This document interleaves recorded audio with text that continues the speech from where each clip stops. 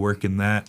And then, growing the show that we do in Texas, we do the Labrada Classic. I'd love to get a second show in Texas and really make it a big pro show. We'll see y'all at Rise Gym. Quick little random tidbit. If you aren't doing like a digestion drink in the morning, that's super low. Keep the digestion going. Don't just sit and become a blob the last 48 hours and let your water balance go to hell and everything. So keep on doing what got me looking like this. There were days I couldn't even look in the mirror. The guy staring back wasn't the one people saw on stage.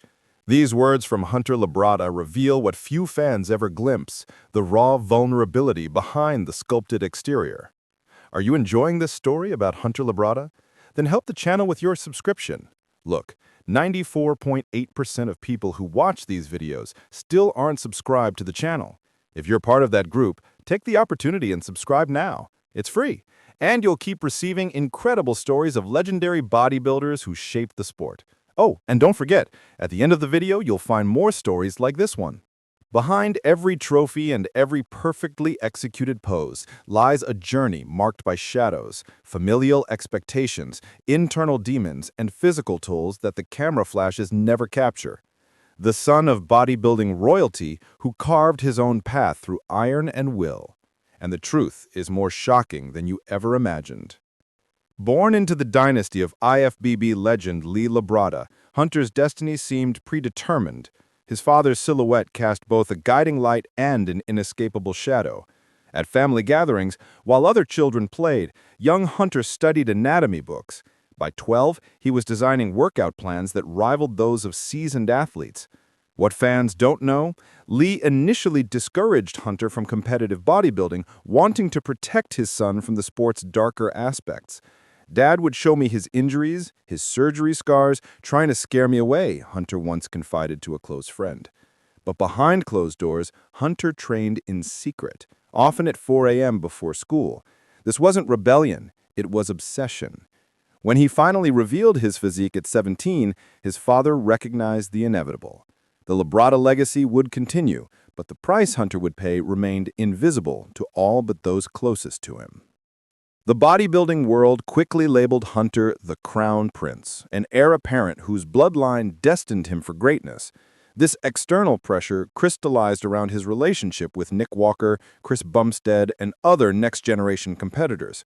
What audiences witnessed as friendly rivalry masked genuine tension. In 2021, after placing 4th at the Olympia, I found messages from competitors mocking my placing on social platforms they thought were private, Hunter revealed in an unguarded moment. Industry insiders noted how supplement companies played competitors against each other, offering Hunter contracts explicitly designed to undercut Walker. The rivalry intensified when both trained briefly under the same coach, creating a dynamic that nearly erupted backstage at the 2022 Arnold Classic. What haunted Hunter most wasn't the competition itself, but the perception that his achievements came from his name rather than his work.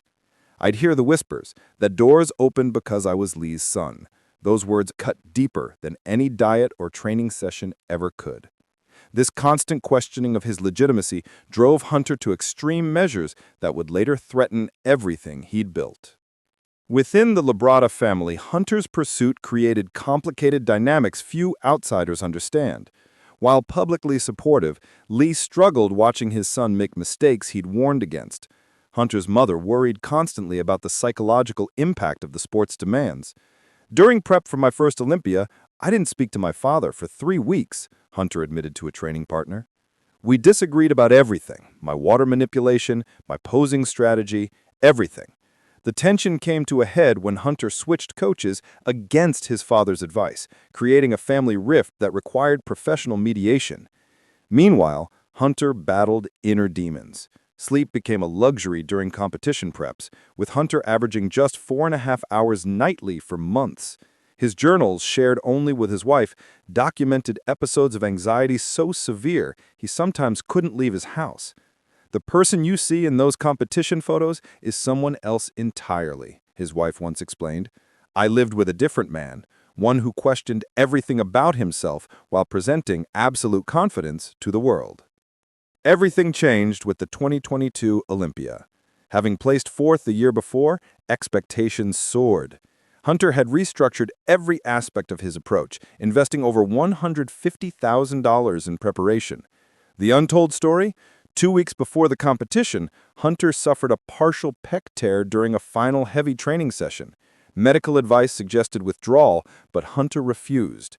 Using a combination of specialized treatments and pain management techniques that pushed ethical boundaries, he stepped on stage. The result? 7th place, devastated him completely.